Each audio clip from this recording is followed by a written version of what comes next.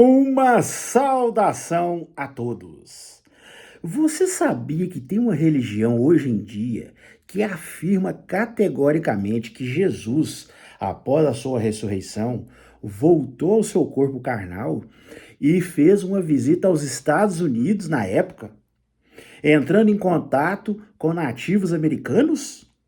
Você sabia disso? Essa religião hoje é considerada uma das que mais cresce no mundo. No vídeo de hoje, vamos falar sobre essa religião.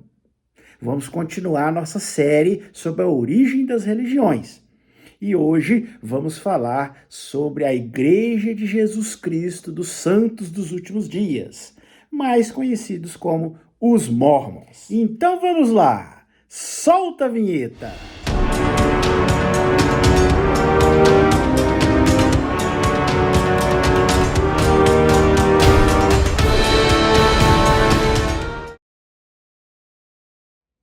Um verdadeiro exército de garotos recatados, vindo lá dos Estados Unidos, com certeza devem estar andando pelas ruas de sua cidade. Observe aí que você provavelmente vai achar esses jovens. Eles são sorridentes, vestem camisas brancas, bem passadas, seguram um livro debaixo dos seus braços e têm a missão de levar, provavelmente até a porta da sua casa, o que acreditam ser a verdadeira religião de Jesus Cristo. Eles são a Igreja de Jesus Cristo dos Santos dos Últimos Dias, mais conhecidos como os Mormons. Desde 1830, os Mormons treinam jovens missionários para converter pessoas ao redor do mundo. Com a boa dose de perseverança, esses meninos espalhados aí pelo mundo conseguiram fazer com que a religião crescesse numa progressão geométrica. Segundo estimativas, a Igreja Mórmon já possui mais de 17 milhões de seguidores espalhados em mais de 160 países. Os países onde tem mais membros são os Estados Unidos, o México e o Brasil. É bem possível que daqui uns 40 anos, segundo estimativas, 1 em cada 20 americanos se torne um Mormon e que eles atinjam 50 milhões de seguidores em todo o mundo. Realmente são números muito impressionantes para uma igreja que podemos dizer que não tem ainda nem 200 anos. Esse crescimento, obviamente, é fruto de um trabalho missionário muito forte, muito potente, feito por esses jovens de camisa branca bem passada, que estão andando por aí nas ruas das cidades. Esses meninos fazem toda a diferença. Segundo o IBGE, em 2000 haviam já 200 mil adeptos em todo o Brasil. Esse número é praticamente o dobro dos praticantes do candomblé e 3 vezes mais o número de judeus. O resultado desse vigoroso trabalho aqui no nosso país fez com que o Brasil se tornasse hoje o terceiro país com o maior número de mormons no mundo. Mas na realidade, quem são esses mormons?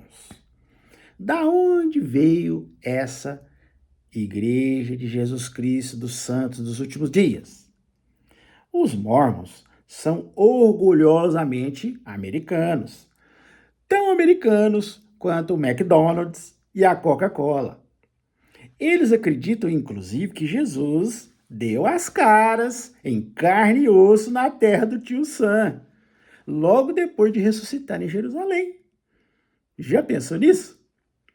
Que ideia mais mirabolante!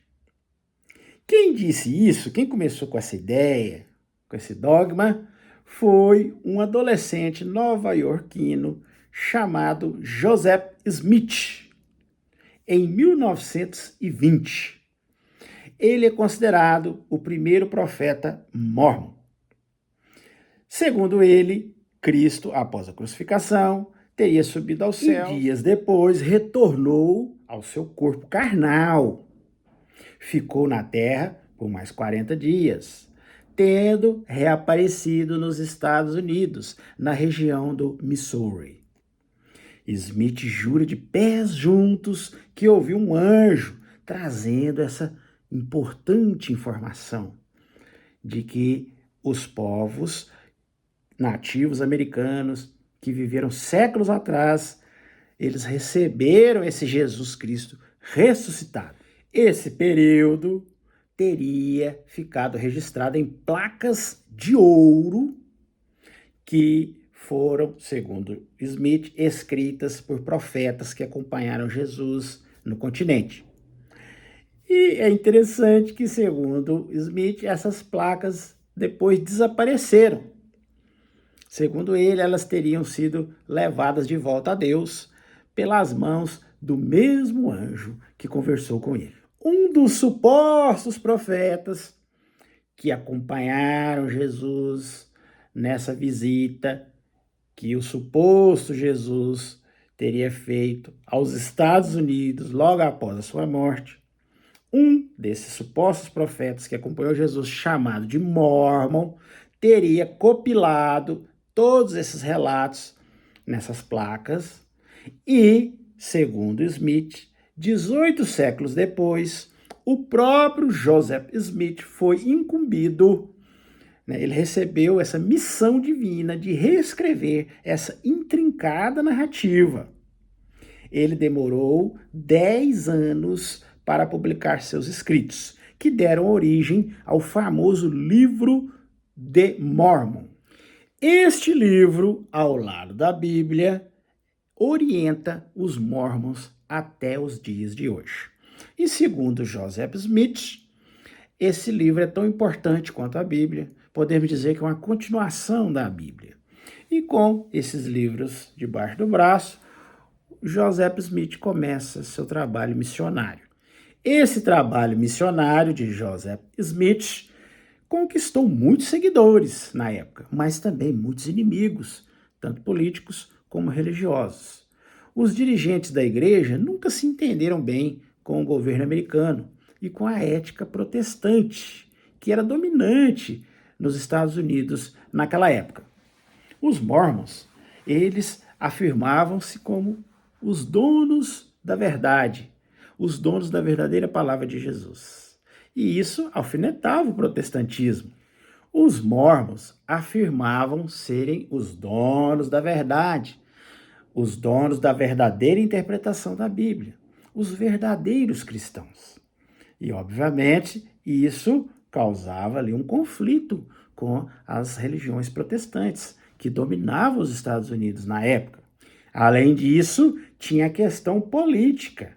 Joseph Smith era muito carismático e estava doido para concorrer à presidência dos Estados Unidos. Então, isso incomodava bastante as autoridades. Nessa época, os mormons foram vítimas de centenas de atos de segregação, como incêndios de caravanas lideradas por missionários e peregrinos. Até que Joseph Smith acabou sendo assassinado dentro de uma cela onde ele estava preso em Illinois. Em seu lugar, quem assumiu foi o líder Brigham Young, considerado pelos mormons o segundo profeta. Diante dessa perseguição, os mormons foram dispersos por cidades do Missouri, Illinois e Iowa, a região central ali do país. E esses mormons e alguns europeus convertidos resolveram se juntar rumo a Utah, um local ainda alheio ao comando dos Estados Unidos, em 1844. Porque na época o governo dos Estados Unidos se concentrava ainda na costa leste do país. E a costa oeste era uma região ainda que estava sendo desbravada. Então eles resolveram migrar em grande número para essa região. O marco dessa trajetória foi a construção de um templo em torno de um lago muito salgado, existente no que é hoje a cidade de Salt Lake, no norte do estado. Nessa época, o clima entre esses mormons peregrinos que estavam ali desbravando a região de Utah, o clima entre esses peregrinos e o governo dos Estados Unidos estava um clima de hostilidade. E, nessa época, episódios bárbaros aconteceram. E isso causou uma aliança improvável entre mormons e índios que habitavam ali a região. Em meados de 1850, os peles vermelhas, como são chamados, e eram chamados na época, se aliaram aos loiros de olhos azuis, no papel de oprimidos para guerrear contra o governo dos Estados Unidos. Não era nada incomum ataques a cavalarias do governo executados em conjunto pelos mormons e pelos índios. Os mormons chegaram até mesmo, nessa época, a pintar os seus rostos com tinta preta, simulando características étnicas dos índios, enfiando-se como lobos entre as formações rochosas da região, desnorteando as caravanas que vinham do leste do país. A antipatia que os mormons despertavam na época também tinha muito a ver com uma prática que até hoje promove polêmica, que é a poligamia masculina. Segundo Joseph Smith, foi Deus que lhe revelou que os homens poderiam ter várias mulheres. Portanto, isso deveria se tornar uma regra dentro da comunidade. Então, numa época em que o puritanismo estava ali tomando conta da sociedade americana, essa ideia realmente não pegava muito bem ali, né? Alguns historiadores tentam argumentar que o comportamento era uma resposta ao fato de que muitos homens eles eram constantemente convidados a deixar suas casas para partir para missões. E o resultado eram muitas mulheres desamparadas e sem condições de se sustentar. Mas, ainda que Smith e Young, seu sucessor, fossem simpáticos à poligamia, a prática acabou fazendo com que aparecesse também dissidentes dentro da própria doutrina.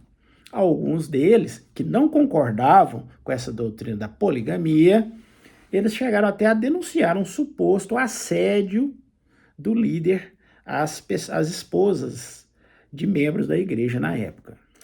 Esta prática causou tanto falatório na época que ela acabou sendo extinta e proibida oficialmente entre os praticantes da religião, a partir de uma suposta nova revelação divina em 1890. Mesmo assim, dizem que até hoje há religiosos que se declaram mormons e praticam a poligamia. Um exemplo que podemos citar é a Igreja Fundamentalista de Jesus Cristo dos Santos dos Últimos Dias. Que igreja é essa? É uma igreja que foi criada a partir dos mormons e eles resolveram sair e criar sua própria igreja para poderem continuar com a prática da poligamia. Por isso eles acrescentaram essa palavra fundamentalista no nome original, para poder fundar essa outra igreja e assim poderem continuar com essa prática da poligamia. Mas afinal, em que os mormons acreditam realmente? Bem, para começar, um dos principais pilares de suas crenças é que cada um de nós pode se tornar um Deus. Então, isso é uma crença que tem chamado a atenção e atraído muitas pessoas. Para Joseph Smith, Deus foi antes o que somos agora. Para Joseph Smith, Deus antes ele foi como um de nós. O que quer dizer que se seguirmos os mandamentos eclesiásticos, todo homem seria capaz de chegar à divindade, incluindo eu e você. Cada um de nós pode chegar a ser um Deus. Então isso tem atraído muitas pessoas. A salvação entre os mormons se dá por meio do batismo. Segundo Joseph Smith, na hora do julgamento final, Jesus voltará à terra e decidirá quem irá para o paraíso. Os escolhidos serão os batizados e seguidores da sua verdadeira doutrina. Visto que o batismo é fundamental, segundo a doutrina dos mormons, para que o fiel seja salvo, eles acharam até um jeitinho de garantir a salvação para entes queridos que já morreram. Interessante isso, né? Veja como eles são criativos. Para garantir um lugarzinho para os entes queridos, é possível batizar até mesmo quem já morreu. Essa prática, inclusive, incentivou a criação de um centro de estudos da família. Eles fazem um estudo profundo dos antecedentes dessa pessoa, né? Mapeiam toda a árvore genealógica dela e começam a batizar essas pessoas mortas. E muitas pessoas famosas que já morreram estão, né, segundo essa doutrina, segundo esse esquema que eles armaram, estão batizadas, aguardando o dia da salvação.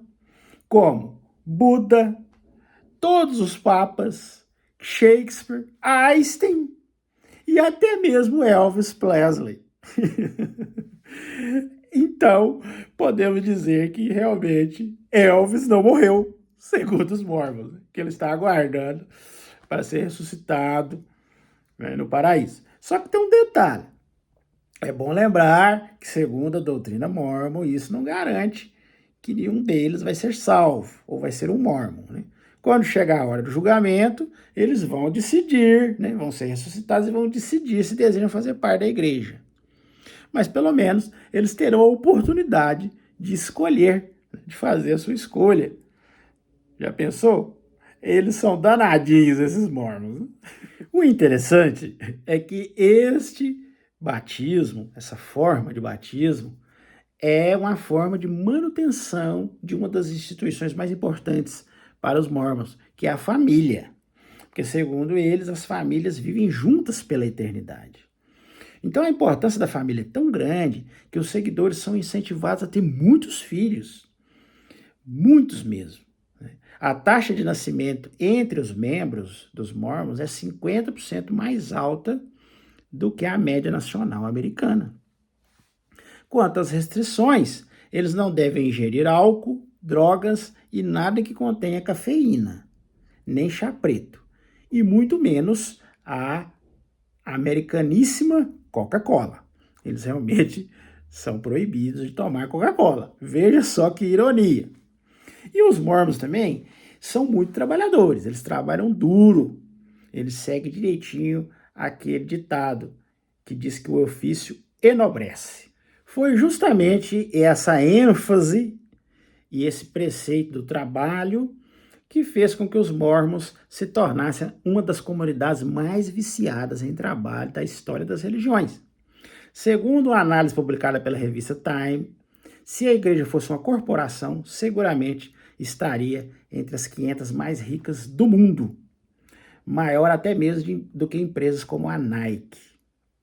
O patrimônio estimado da igreja, olha bem, de acordo com a mesma revista americana, Time, está por volta de 30 bilhões de dólares. 30 bilhões de dólares. O segredo de todo esse sucesso, como eu já falei no início do vídeo, é a doutrina da peregrinação. Ou seja, espalhar o maior número de missionários seriamente comprometidos e jovens, né, com todo o vigor, com toda a disposição, espalhando eles por todos os cantos da terra. Assim, a maioria dos jovens mormons vão atingir 19 anos, sai para cumprir sua missão.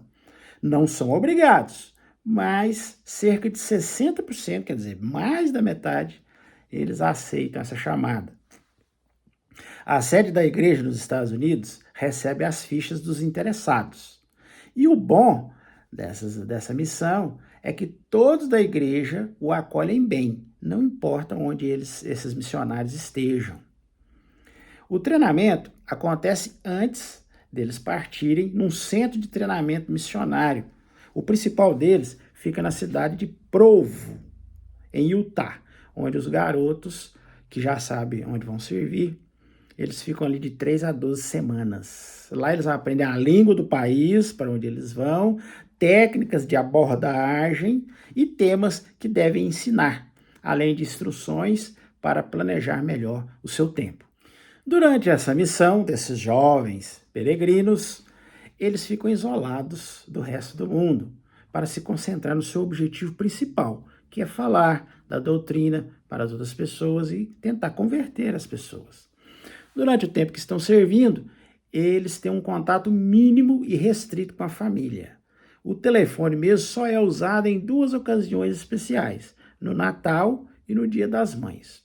O trabalho é pesado, E a folga só acontece uma vez na semana, quando eles aproveitam para lavar a roupa, arrumar a casa e escrever cartas.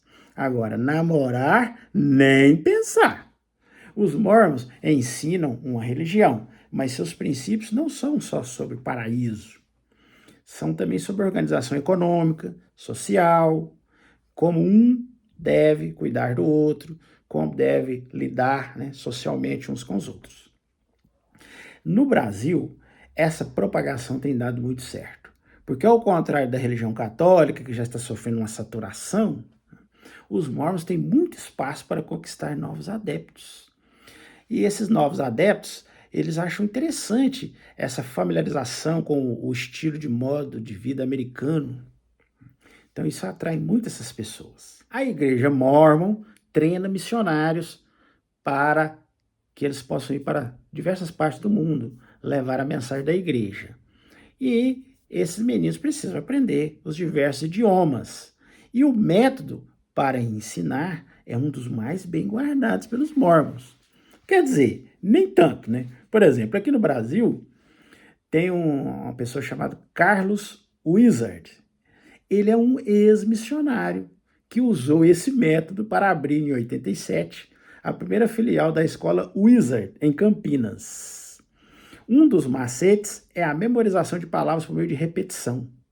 Em cerca de 2 meses, eles falam que os missionários já saem falando a língua desejada. Agora, por aqui, sem esse método tão diferente, o mínimo são 6 meses de estudo, não é mesmo? O atual presidente dos Mormons é um senhor chamado Russell Nelson, Russell M. Nelson, né? Ele assumiu esse cargo que é vitalício em 2018, hoje com 96 anos, é a autoridade máxima da igreja e é considerado um profeta. A igreja é comandada por 12 apóstolos escolhidos pelo presidente. E também tem o quórum dos 70, que são autoridades responsáveis em cada região do mundo em que a igreja atua. Então a gente observa que os mormons têm uma estrutura hierárquica muito bem estabelecida. Bem, basicamente, os mormons, eles são uma religião que, como diversas outras, tem toda uma doutrina peculiar, né? Uma doutrina que eles criaram e que, através dessa doutrina, sempre uma pessoa que afirma ter sido revelado, né, que Deus revelou-se para essa pessoa, no caso Joseph Smith, e ele criou todo esse segmento, né? E sabemos que é uma religião que carrega muitas polêmicas, tem uma história muito sangrenta, principalmente quando eles migraram do Missouri para Utah, onde eles tinham o desejo de montar uma teocracia, um governo de Deus diretamente da igreja deles, ali na época. Era na época da conquista do Oeste, uma época do Oeste selvagem. Então houve muitos conflitos inclusive sangrentos. Tem até uma série na Netflix que tem feito muito sucesso, chama Terra Indomável. Se você não assistiu, assista. Ela é muito interessante, que ela retrata bem essa época, como que eram esses conflitos, esses massacres que ocorriam, né? E tanto a guerra entre o governo americano contra os mormons na época, que ocupavam o Utah, e como que eles até se juntavam aos índios para armar emboscadas contra o governo lutando contra eles contra os governos, eles tentando lutar contra o governo americano, né? Você vai ver bem isso lá retratado, muito bem feita essa série. Então, essa época é uma época muito sangrenta e que causou muitas mortes. E também a questão da poligamia, que foi uma questão que causou muitos problemas para esse grupo religioso e que eles, inclusive, tiveram até que mudar esse conceito para serem mais aceitos. Mas a questão é que entre trancos e barrancos, né, eles foram se estabelecendo lá no estado de Utah, né, e hoje é uma religião realmente enorme, devido ao forte proselitismo, ao trabalho missionário que eles colocam os seus jovens para fazer. E como toda religião, tem lá seus ensinos, seus devaneios, né? Suas ilusões, suas fantasias, seus delírios. E o que nós podemos observar de tudo isso é que o modus operandi é o mesmo de qualquer religião, né? Eu estou fazendo aqui vários vídeos, né? Uma série sobre a origem das religiões, e a gente vai observando que o modus operandi é o mesmo, né? É uma pessoa que começa a se dizer um iluminado, uma pessoa que foi contatada por Deus, ou por algum enviado de Deus, um anjo, seja o que for, e ali ele começa a desenvolver toda uma teologia, todos os seus dogmas, e começa um negócio pequeno, e vai crescendo, vai crescendo. Você vê, hoje, eles já estão esparramados por todo mundo. O estado de Utah, a maioria da população é mórmon, né, praticamente, não todos, né, claro que não é 100%, mas a maioria é. E a cidade de Salt Lake City, que é a sede mundial, é uma cidade praticamente inteira de mórmons. Tem outras pessoas de outras religiões, mas são minoria, né? E missionários esparramados por todo mundo. Os jovens missionários de camisa branca que eu citei no início do vídeo, que provavelmente deve ter alguns aí andando pelas ruas da sua cidade. Então é isso. Se você quiser saber mais informações, né, eu vou deixar aqui na descrição desse vídeo alguns links com algumas matérias interessantes sobre os mórmons. Algumas polêmicas, alguns conflitos, e você poderá analisar algumas coisas a mais. No mais, esse era o assunto que eu estava querendo conversar com vocês hoje. E se você chegou até aqui, é porque você gostou do vídeo. Então, por favor, dá uma força pra gente aí. Estoura esse like aí pra nós. Não custa nada pra você e vai nos ajudar muito. Vai fazer com que o YouTube entenda que esse vídeo é relevante e vai mostrar para mais pessoas. Comente aí o que você achou. Diga se você gostou, se não gostou. Deixe suas opiniões, independente se a sua opinião é um elogio, uma crítica.